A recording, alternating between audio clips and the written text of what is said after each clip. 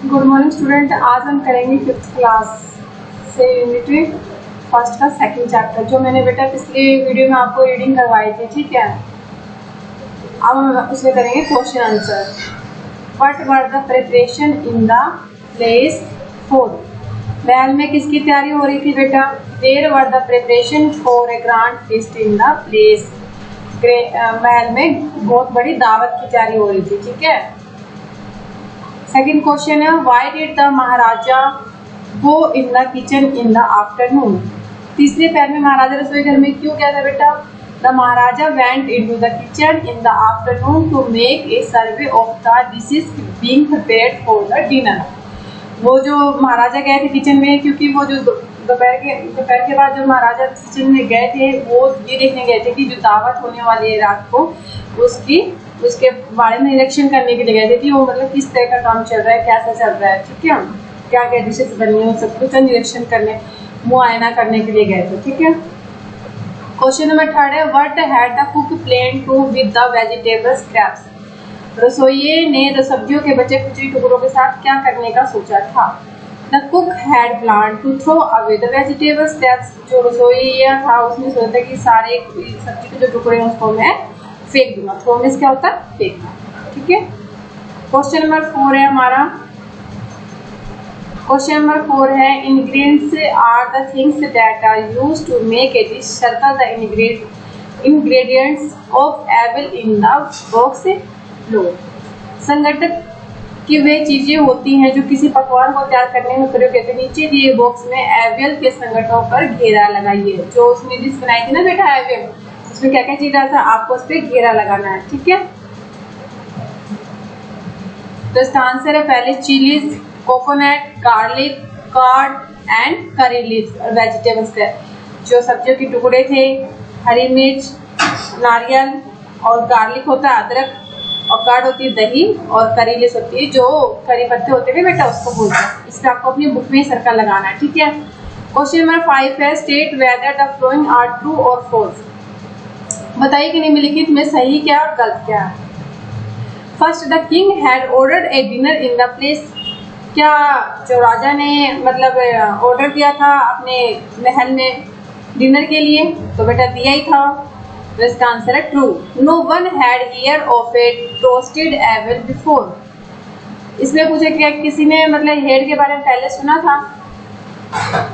क्या किसी ने पहले से ही हेड के बारे में सुना था? तो इसका आंसर है किसने भी पहले से ही हेयर के बारे में सुना था बेटा? नहीं, सुना नहीं था ना बेटा, नहीं सुना था ना। तो इसका आंसर है यस, नो वन हैड, कोई भी नहीं जानता था। ठीक है। नो वन हैड का मतलब किसी को पता नहीं था। The cook had plan to make another dish using the vegetable scraps. जो कुक था, जो रसोइया था, उसने क्या प्लान किया था? जो वेजिटेबल मतलब उसने ये प्लान किया था कि इन सब चीजों का यूज करके कुछ बना चाहता था? नहीं, वो तो राजा कहने में बनाया था ना बेटा। तो इसका आंसर है फोर्थ। ठीक है। अब हम करेंगे a recipe is list of direction a prepare a dish. The flowing sentence are not in order for preparing avial number them in the correct order. जो एवल नाम की डिश बनी थी बेटा, आपको सूची दी गई है, उसको क्रम में लिखना है। ठीक है। तो पहले में हम क्या करेंगे?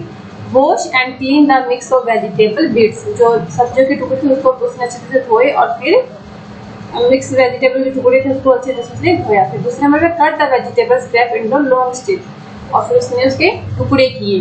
ठीक है, लंबे लंबे। थर्ड है, grind some coconut, green chillies and garlic. फिर उसने क्या किया? कोकोनट, नारियल और हरी मिर्च और अदरक का पेस्ट बनाया। ठीक है। फिर फोर्थ पे उसने क्या था? Whip some curd and mixing, और कुछ उसने इसमें कर्ड भी मिलाई। फिर प्योर सम कोकोनट ऑयल को, फिर उसने नारियल का तेल भी इसमें डाला। फिर उसने क्या? डेकोरेट विद करी लीव्स, और कड़ी पत्तों से उसे सजा दिया। एवल इज रेडी, और लास्ट में हमारा जो एवल था वो बन के तैयार होगा। ठीक है बेटा, ये क्वेश्चन मैंने आपको करवा दिया, ये आपको अपनी बुक में फिल करना है। और अब देखिए क्वेश्चन नंबर 2 है, give in the box are some things that children do after they reach home from school. Choose 5 things that you do when you reach home from school, write them in order. Books में दो चीजें दी गई, जो चीजें दी गई हैं उन्हें बच्चे स्कूल से घर पहुंचने पे करते हैं। उन 5 चीजों को चुनिए जो आप स्कूल से घर पहुंचने पे करते हैं और उन्हें क्रम में लिखना है। ये ऑप्शन दे रखा है बेटा, इसका आंसर है। पहले हम क्या करते हैं, first I put away school bag, हम अपने स्कूल को बैग को रखते हैं। Then I change out of school uniform, हम अपने स्कूल की यूनिफॉर्म जो होती है उसे हम चेंज करते हैं, मतलब बदलते हैं। नेक्स्ट आया वॉश अप, और फिर हम वॉश में धोना होता है, हाथ पैर जो भी मुंह वगैरह को धोते हैं। After that I have lunch, और हम फिर दोपहर का लंच करते हैं। Finally I sleep for a while, और फिर कुछ समय के लिए हम आराम करने के लिए सोते हैं। ठीक है बेटा, मैंने आपके ये क्वेश्चन कंप्लीट करवा दिए हैं। आपको ये अपनी नोटबुक में करना है क्वेश्चन है, और जितनी भी एक्सरसाइज वो आपको अपनी बुक में फिल करनी है। Thank you.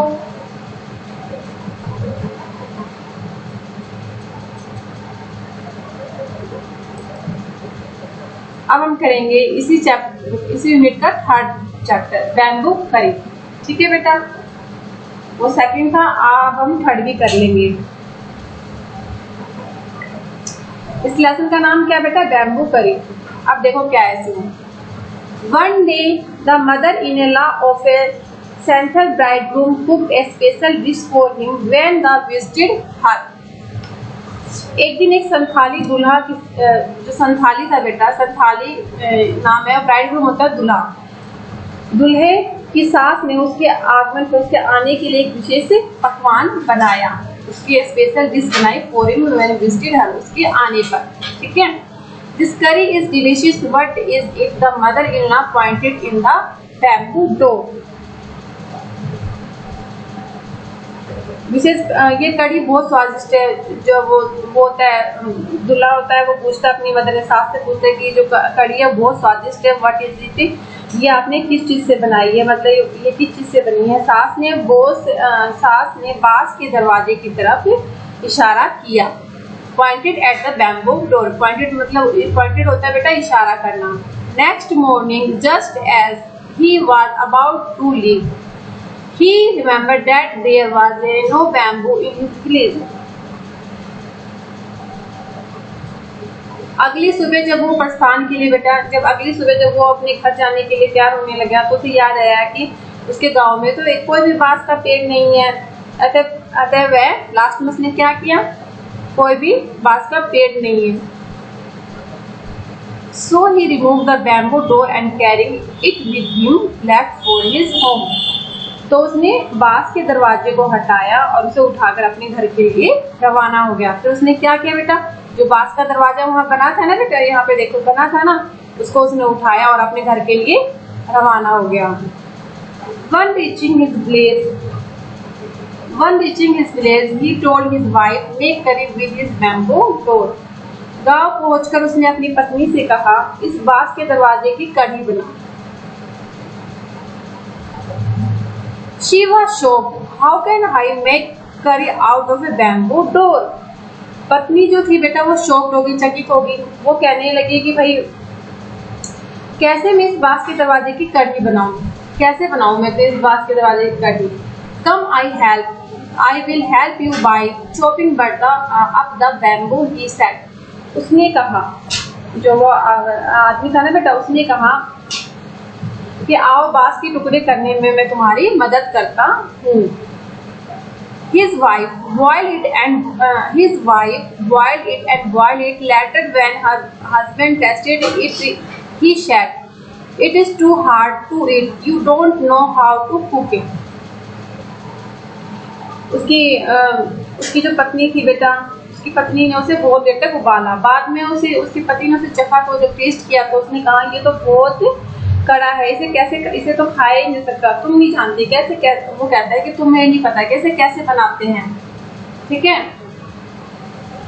His wife added more water and boiled it. उसकी वाइफ ने, जो उसकी पत्नी थी, उसमें कुछ पानी मिलाया और उसे फिर उबालने लगी और उबालते ही boil it और उबालते ही रहेगी, मतलब बहुत देर तक उबाला उसने।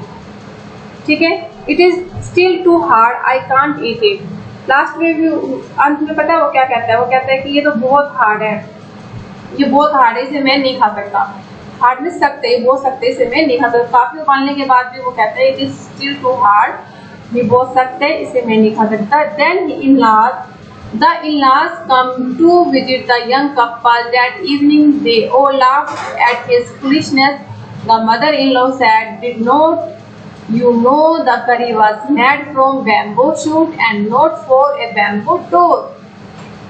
अगले उस शाम ससुराल वाले जो थे ना बेटा, उस शाम ससुराल वाले युवा दंपति से मिलने के लिए, जो भी दोनों कपल थे उनसे मिलने के लिए आए और उनकी मूर्खता पे हंसने लगे। They are laughed at the foolness, उनकी मूर्खता थी उस पे वो हंसने लगे और कहने लगे कि तुम्हें पता नहीं था कि कड़ी बांस के कोपलों से बनी थी, ना कि बांस के दरवाजे से। कोपले बेटे जो पत्ते होते हैं ना बांस के, उससे।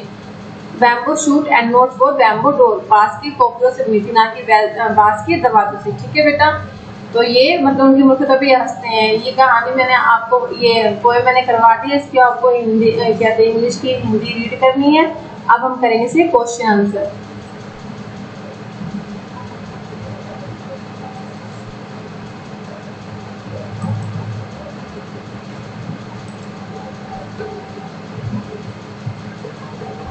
फर्स्ट क्वेश्चन है बेटा हमारा, कंप्लीट द सेंटेंस मीनिंगफुल, हमें वाक्यों को पूरा करना है। The bridegroom left with the door of his in-laws house because it was made of and there was a bamboo in his. तो इसका आंसर है the bridegroom was unable to have bamboo curry in the end because, पहले में आएगा bamboo और Blaze, second में है it was too hard to be eaten. ठीक है, सेकंड क्वेश्चन है fill in the blanks with words from the story. The bridegroom went to visit his, इसका आंसर है mother-in-law, कौन मिलने आया था उससे? mother-in-law. The mother-in-law pointed at the bamboo door, किसकी तरफ इशारा करते हैं? at the bamboo door, door की तरफ इशारा करते हैं। He stayed the night at his in-law with him, किसके साथ रहता वो? in-laws के साथ। He carried the desk bag with him, क्या लेके गया था बेटा वो? bamboo door, बांस की जो दरवाजे थे ना उसे अपने साथ ले गया था ना। द करी was made that bamboo shoot से, किससे बनी थी करी? वो बैम्बू शूट, बांस के कोपलों से। तो ठीक है बेटा, मैंने आपका ये चैप्टर कंप्लीट करवा दिया है, आपको इसकी एक्सरसाइज बुक में पढ़नी है। ठीक है, और इसकी एक्सरसाइज बुक की जो पोएम मैंने करवाई है इसकी आपको रीडिंग भी करनी है। ठीक है, बैम्बू करी के मैंने आपको क्वेश्चन आंसर करवा दिए हैं, आपको अपनी नोटबुक में करना है। Thank you.